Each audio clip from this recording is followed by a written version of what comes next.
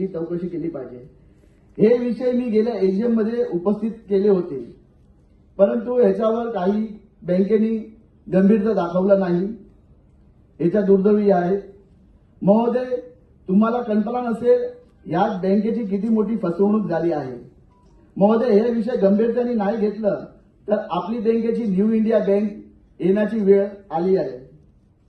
महोदय, हे सर्व कारवाई ही सभासदावर नसून हे जे चालवणारे जो रॅकेट आहे त्यांच्यावर झाली पाहिजे, कारण एसडब्ल्यू डिपार्टमेंटमध्ये बहुतेक कामगार हे अशिक्षित आहेत।